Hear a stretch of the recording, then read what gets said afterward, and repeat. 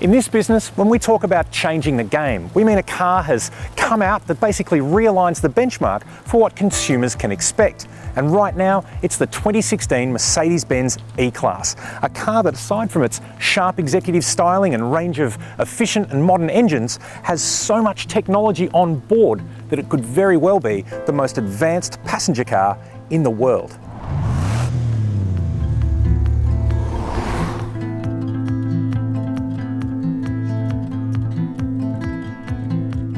When we first saw pictures of the new E-Class, caused a bit of controversy, people saying, are you driving a big C-Class or a small S-Class? But no one said you were driving anything other than a Mercedes-Benz, and you know what? That's what the brand wants. And I have to say, looking at it in the mid-size configuration, it's a very sharp, smart and modern-looking executive sedan.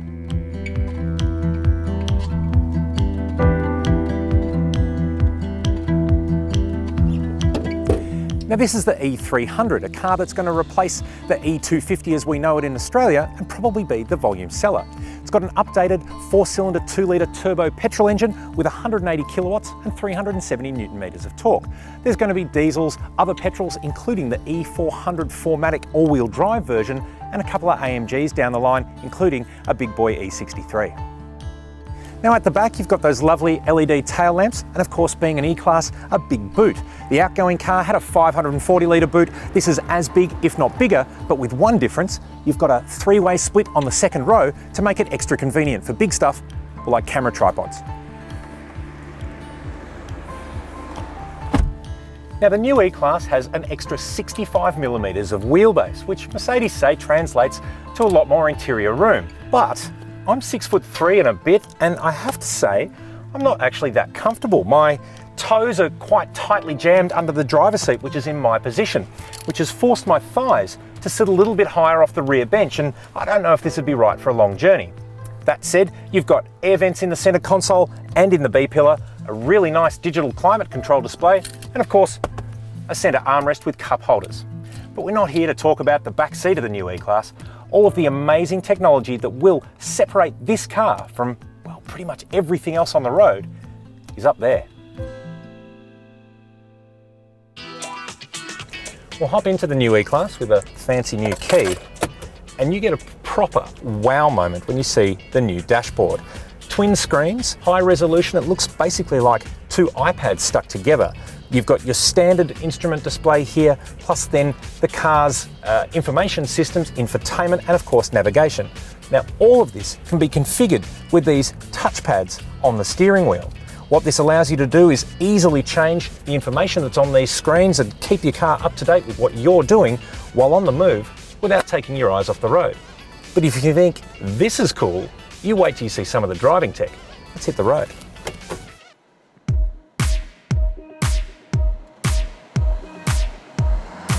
Now there's so many new features and technology that have been put into the new E-Class that to go through it all, honestly, we would be here all week. There's safety systems, driver assistance systems, and even some pretty cool tech around the cabin that make the E-Class just that little bit more special. So rather than go through everything, I'm just going to pick some of the cool stuff that helps you as a driver, but also some of the key safety initiatives from Mercedes, as well as, well, I guess some treats that are around the cabin. Well, let's start things off with a little bit of a light-hearted approach. The lighting in the interior can be selected from one of 64 different colours. There's neon strips that basically run underneath the dash elements and around the doors and basically light up the cabin at night. And in fact, on the car's brightest setting, it's pretty intense. It's a little bit like a nightclub. You can of course dull it down if you don't like the electric blue that we've gone with at the moment to make it a little bit more subtle. But it's certainly something a little bit clever and just the start of the personalisation options that come from the technology on the E-Class.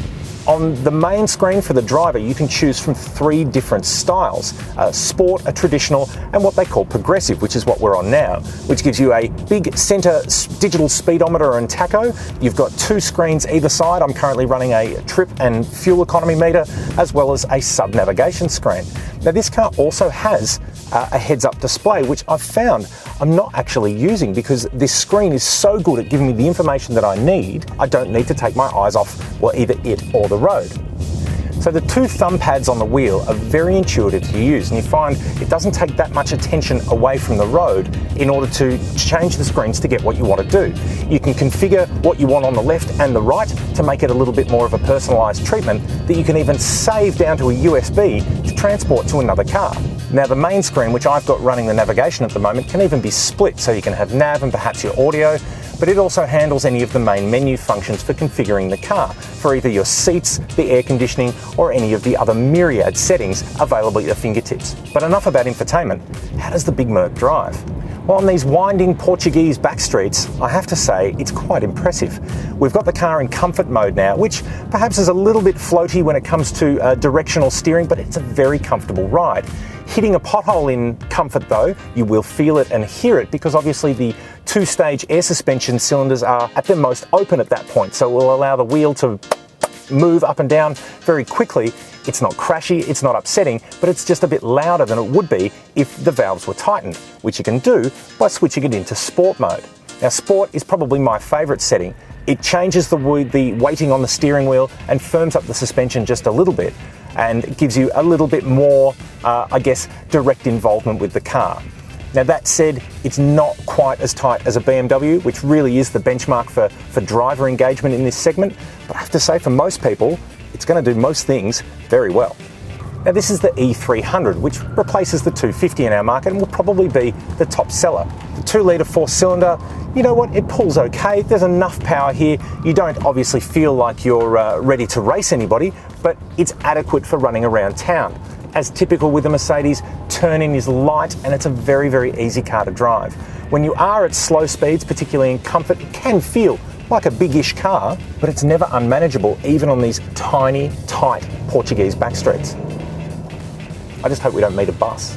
And while we head over to the freeway to demonstrate some of the more advanced driver assistance stuff, we came through here at night yesterday evening, and the new adaptive LED headlamps are quite amazing. When the road opens up and it knows that you need some extra lighting, you see the LED beam basically open like a curtain to expand for a wider vision, to allow you to make sure that you've got adequate visibility on both sides of the road. And of course, as with other modern adaptive LED systems, it blocks out other cars both coming towards you and in front of you. And you have this really clever moving black block of light that shields other cars from the glare of your headlamps. Now, one thing that has been a little bit of a downer of the new E-Class is the fuel consumption. Now, these cars are properly run in. This one's done over 4,000 kilometres, and we're still seeing, well, certainly 50% more than it should do at these speeds, according to Mercedes-Benz. I'm sitting on around 11.9 litres per 100, and I reset it when I started the drive, and I really have been just putt-putting around. Now, whether or not that's a mixture of the new cars or the fuel or whatever, we really will obviously pay close attention to that when the cars arrive on local soil. But at the moment, it seems a little bit high, and I don't think we'll be hitting any of Mercedes' claimed figures.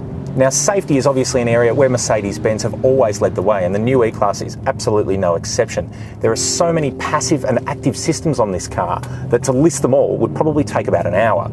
Some of the standouts include a very clever system that, in the event of an accident, when the car knows that there will be a collision, it plays what we've nicknamed the brown noise, which is a bit of white noise static comes through the stereo speakers, which basically interrupts the pressure on your inner ear so you don't suffer hearing damage from the accident. Now, the cabin overall is very impressive. It's obviously an update of the new floating centre console that we saw in the C-Class. The material choice is excellent, and the customisation choice is very broad, allowing you to build a very personalised E-Class to suit your tastes. Even this car, without a leather stitch dashboard or any of the fancy stuff, is a very, very nice place to be. And the car overall is extremely quiet. The only wind noise we really see is from the glass sunroof, obviously because it's the thinnest point of the car. Now, as good as the cabin may be, there are still some things that personally don't really work for me. The bank of buttons here on the centre stack, as in the C-Class, I find I have to kind of relearn every time I'm in the car, particularly for the air conditioning controls. One cool thing that I like as we're coming through traffic here, you've got a passive ultrasonic array around the car for your parking sensors, is always noticing how close we are to curbs and the car in front, that we get an overlay on the navigation screen here just to let us know how close we're getting to either bollards on the side of the road or the little Fiat Panda ahead of us. Now, going over the cobblestones back there, it's a little bit noisy through the run-flat tyres, but honestly, you're going to get that in any car, and it's still a very comfortable and easy to live with compliant ride. Move on to the freeway, however, and the new E-Class cruises like nothing else on the road. But now for some of the more impressive driver assist party tricks, we're going to drop onto the freeway and have a look at the new Drive Pilot, which is the extension to the already impressive Distronic Plus system. Now, to initiate Drive Pilot, it's the same as cruise control in any other Mercedes. You basically tap the stalk towards you, set your speed, where I've got 120 kilometres an hour on the system now, and the car will look after itself, obviously measuring distance to the vehicles in front to ensure you maintain a solid and safe gap. But there's a little bit of a difference. You may have seen a few years ago we showed you an example of the steering assist on an E400 estate, which made minor corrections to the steering without driver input on the wheel. Well, this car system takes it a step further. So we're sitting here doing 120 kilometres an hour in the middle lane, and I'm going to take my hands off the wheel. And the car's got a setting down here. You can see it's got a little green steering wheel icon, and it's basically making all the adjustments in my lane for me. Now, it's looking at the cars ahead, we're maintaining a distance, but check out this. To change lanes, I simply put my finger on the indicator and the car moves across to make an overtaking move, and then we'll move back as I put the indicator on again, back into the previous lane, all without my input on the steering wheel. Now, obviously, this is not something that we or Mercedes condone. You shouldn't be just sitting here clapping your hands instead of driving, but it's there to make sure that the car is understanding and cognizant of its surroundings, and is obviously the first step towards full autonomy in Mercedes. Now, we're just receiving a warning on our heads-up display to say, put your hands back on the wheel. If I was to continue driving and not touch the wheel, the car would assume there's a problem with me as the driver and gradually slow down. At 60 kilometres an hour would trigger the hazard lights to let other vehicles know that there's an issue with this car, and it would basically come to a complete and safe halt.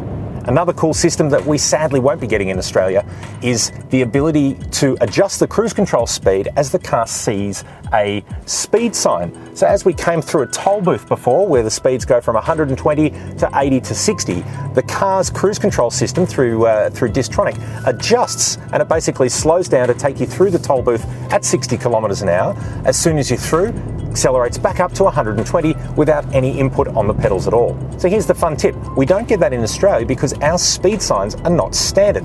Plus, if you have a look at the back of a truck, they have an actual red circle with 100 written on the back to signify the speed limitation.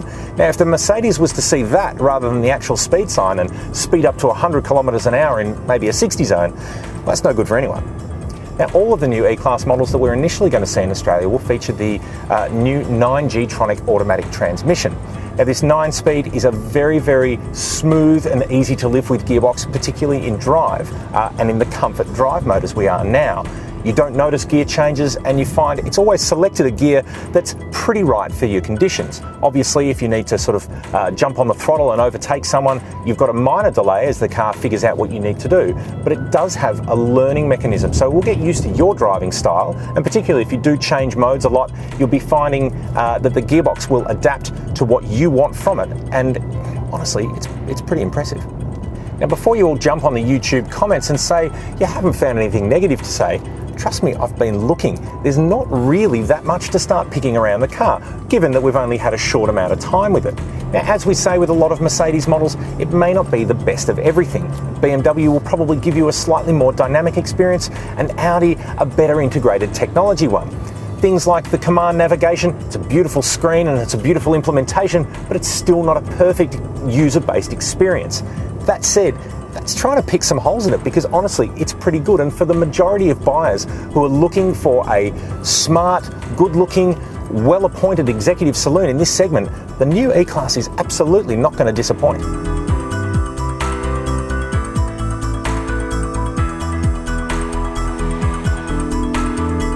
Well, as a package, the all-new 2016 E-Class is undeniably impressive.